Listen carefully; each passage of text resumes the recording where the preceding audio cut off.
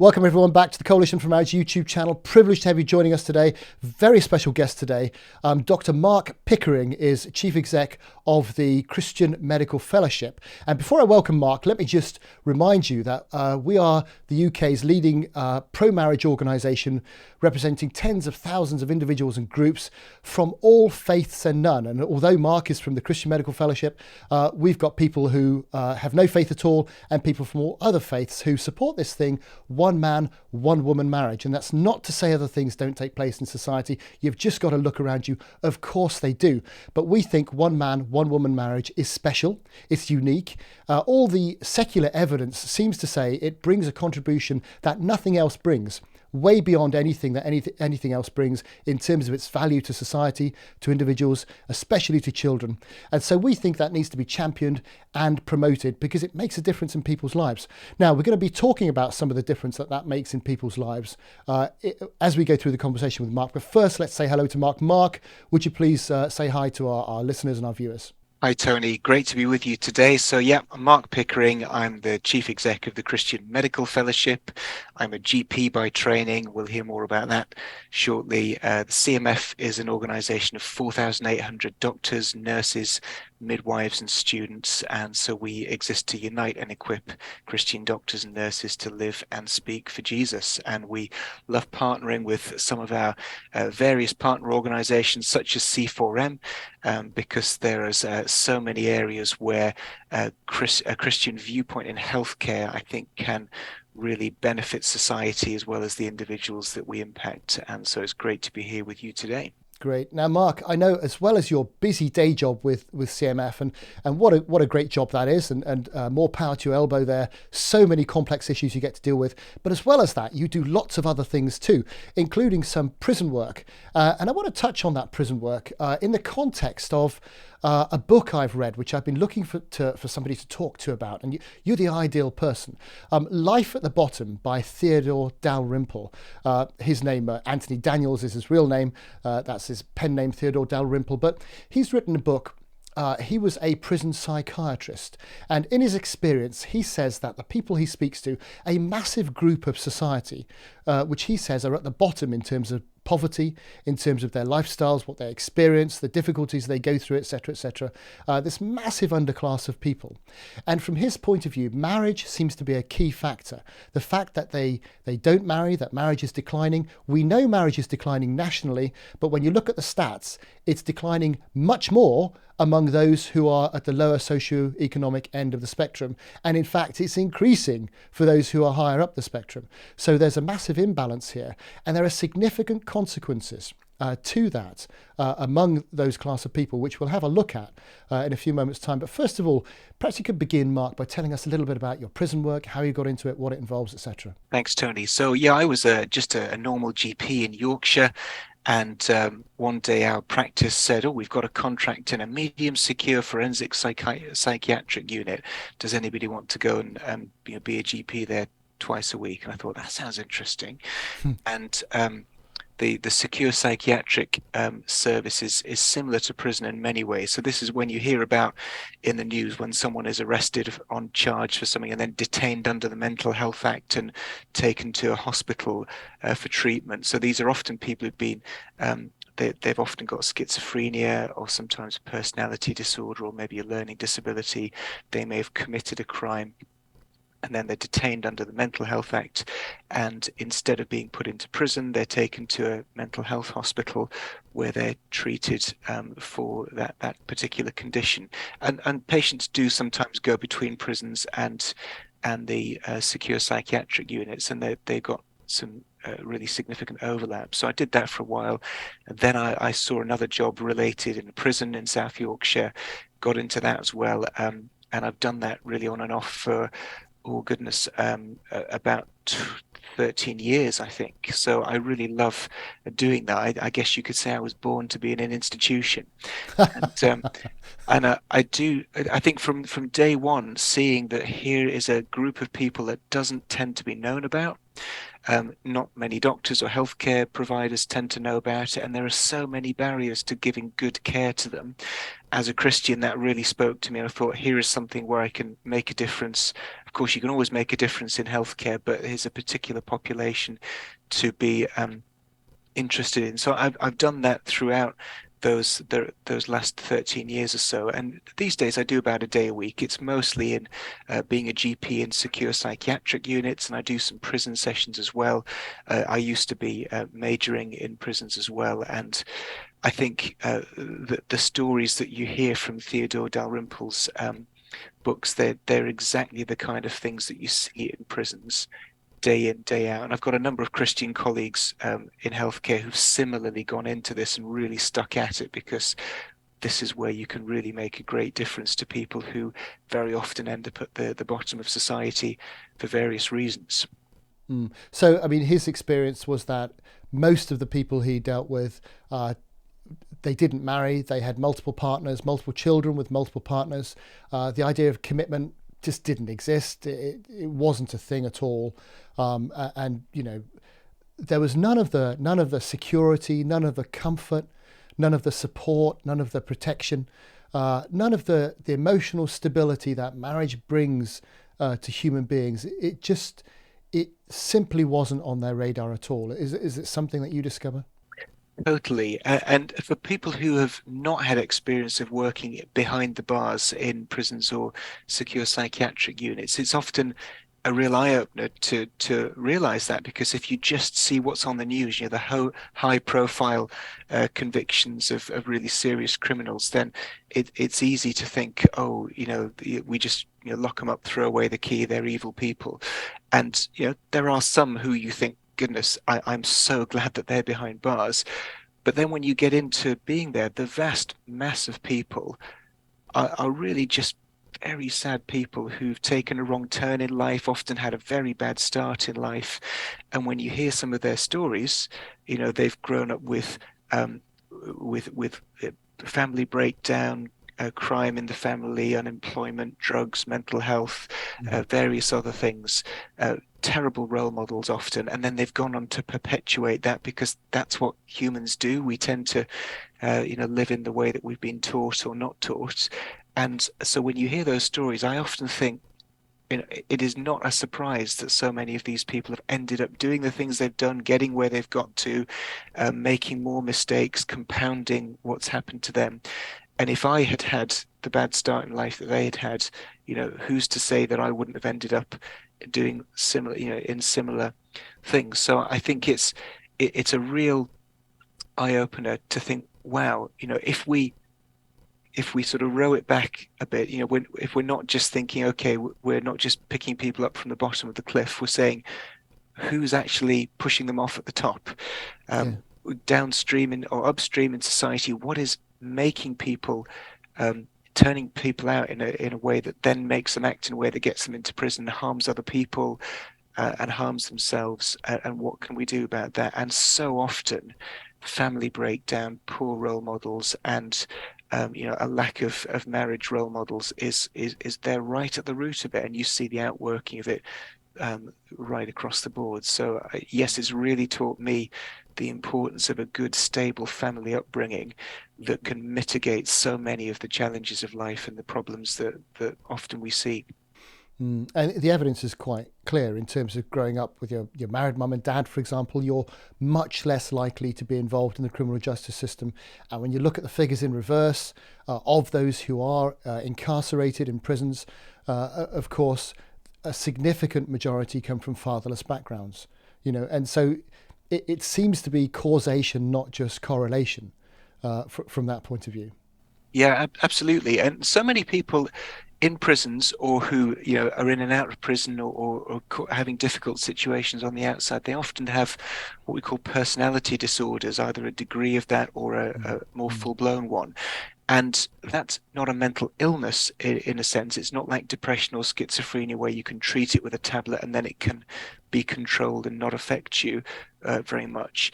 It's something that is just, it's how your brain and your mind and your thinking has developed, so that every day you just don't think properly, you don't react properly, you don't you don't live in a normal way, and it's impossible for somebody with a personality disorder just to think, oh yes, I should stop behaving this way because that's the way your brain has been wired. And so many of you can help, but often it takes years of therapy and good role modeling and that sort of thing to turn that around. To rewire at a later stage is very difficult. It's not impossible, but it's very difficult. Exactly.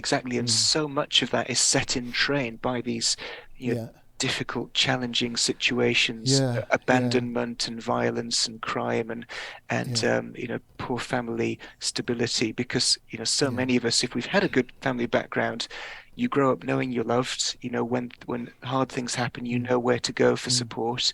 If Mm. you haven't had any of that, then often your Mm. mind just Mm. breaks apart and you end up then just perpetuating that. So Yep. that epidemic of personality disorder so often is compounded by poor family background and family And breakdown, and which is before we get on a bad to, I mean, start. because it Yeah, is, it's desperately sad. It's yeah, desperately sad. And before we get on to what we can do about it, you mentioned earlier on, some of the causes and the things that lead to this, and not just the family breakdown itself, but what leads to the family breakdown. I'm curious because Theodore Dalrymple, he goes into the fact that the welfare state really is responsible for much of this, because in many ways it almost promotes people. It helps people who have got single parent children, for example. If you've got kids and you're a single parent, well, you're going to get more help more quickly from the state, he points out, than somebody, say, a single lady who's trying her best in difficulties isn't going to get as much help as somebody who's got kids. So it pays for her to go and have some children, and then she'll get much more help from the state, is one of the examples he makes, and how it's almost like the welfare state, in its attempts to provide help to those who need it, ends up promoting the things which are least beneficial for those who are subjected to them. yeah. I think there's a real danger of that, and I think whilst it's fantastic that we've got a welfare state and that people don't have to fall through the cracks, there is the possibility of complacency with that, and then when a lifestyle or a situation that would have been frowned upon in years gone by. We all hear stories of how single mothers were looked down on and abused and treated badly, and of course we don't want that. But then when single motherhood or family breakdown it's almost celebrated, it's put across that it's no different to marriage, then that's clearly gone too far the other way, hasn't it? I want to make it clear, Mark, just from our point of view. I mean, nobody's saying actually single mothers shouldn't be supported, because they absolutely should. I came from a single parent background. It's absolutely awful for a child to grow up in poverty, and if there are situations, there are causes where it's unavoidable, and you've got a single parent, and that's terrible, and they need support, they need to be helped in any way the state can help them, which is great. But when you've got a state that says, well, look, if you move in with the father of your children, we're going to take benefits away from you, well, that's insane. Exactly, and we need to have a welfare system which understands the value of stability and marriage, and will encourage that in various ways. I guess we often get worried about nanny states and things, don't we? And oh, if we promote this, then that's social engineering. I mean, let's go for it. We know that marriage works so well, so of course we need to be very careful we're not unnecessarily stigmatizing people Mm. in a different situation, but we should also be able to say the evidence is that this is generally a better situation to have a stable marriage. And if we can encourage you through the way that we do the welfare support, then that's a great thing. I think we've certainly gone away from that in society, that people are not allowed to make a moral judgment about marriage, and that is a real sadness. And so Theodore kind of concludes with the idea that actually the state should promote marriage, and it should promote it to those, in his phrase, at the bottom, because it really is their only hope.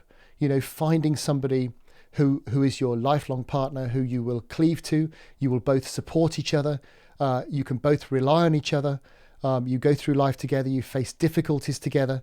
For the man, it means he works for something more than just himself and his desires. For the woman, she knows she's got somebody committed to her who's going to protect her and defend her. For the children, they know they've got their biological parents there to support them. And the benefits are just, well, the evidence from the literature is very, very clear about the benefits of marriage, of course. But how do we get there? I mean, I like to say, Mark, the past does not equal the future. And in some ways, I'm an example of that. I single parent background. I have the joy of being married for a long time myself and giving my own children the environment I didn't have. So the past doesn't have to equal the future. What can we do? I mean, you're doing your bit, going in and visiting people in prisons and doing your bit to help them to see that actually there is another way, there is a better way, and that you're there to help them out of their difficulty, to see that maybe there is another way. What can we do as a nation, as a state? What do you think we can do to help these people? Yeah, I guess very often it's about looking at sort of distilling out the principles of what is it that's good about marriage, and then explaining that in ways that don't turn people off. To talk about actually stability is good, commitment is good, having someone who's got your back is good, and certainly being able to bring children up in a stable environment is really good. So what can we do to promote that? What can we do at every turn, especially where there are difficulties? How can we do that? For people in prison, how can we promote access to their family so that their kids can still see them, so that they're less likely to have family breakdown? How can we do the criminal justice system so that you don't instantly lose your council flat when you get sent on a short sentence into prison, but actually there's some way of trying to promote and engender that stability so that when you come out the other end, you're not back to square one. What are there ways that we can do what we call liaison and diversion so that people don't instantly get put into prison for certain things, but there are other ways that the criminal justice system can work on them. And I suppose for those in leadership responsibility, for politicians, for healthcare commissioners, for those in the civil service, I think we need to be able to be a little braver to say, actually, marriage, stability, commitment, these are good things. We should be able to promote them without being told that we're stigmatizing someone who's in a different situation. We want to be able to support people. And yes, recognize that there are alternative lifestyles and alternative worldviews, but not to then say we've just got to pretend everything's the same and all outcomes are the same. And I think, thinking, certainly for us as Christians or whatever worldview someone comes from, to say, okay, how can we articulate the roots of what we believe in a way that others can understand? So I've certainly found that very helpful in terms of the work that I do in my prison work, but also in my work through CMF. Whenever we're looking at ethical issues at the end of life, the beginning of life, in other issues like gender and sexuality, we need to be able to pare it down and think, what is the basics of what we're talking about here, and not necessarily dress it up in Christian language, even though that might be the root of it. I think that's incredibly important. And that's a good point for us to draw to a conclusion. What is the overall benefit to the largest amount of people without necessarily ostracizing any group at all? And that really is the thing to do, because in some ways, as a society, we seem to be saying, well, actually, let's not worry about the majority as long as the minority feel happy. And, maybe we need to be a little bit more mature as a society and find a way of protecting the majority and the things that work for the majority and for the greater good, for the greater number of people, while not necessarily letting people feel ostracized. And, I think maybe we need to start redressing that balance a little bit going forward. I think that's true, Tony. I mean, one of the words that I've been reflecting on is normative. We don't like the word normative, but actually to promote marriage as something that is normative is a great thing to do. That doesn't mean that if someone's not in that they should be stigmatized, but to say, this is a good thing, we should promote it, get as close to it as we can, then that's going to be good for everybody. Great. Mark, it's such a privilege to talk to you. Thank you so much for CMF, what you're doing. The medics you're working with really have got the interests of everyone at the heart of what they're doing, and you're dealing with some thorny issues, and you're bringing to the table some arguments and thoughts that nobody else would bring. So thank you very much for doing that. Keep at it. It's a great work you're doing, a great job you're doing, and thank you very much for joining us today, Mark Pickering. You're welcome. cmf.org.uk. Go and have a look at our website. Tony's We'll great. pop it up there. Great to be with you, and thank you for the work of C4M. Privileged to talk to you, Mark.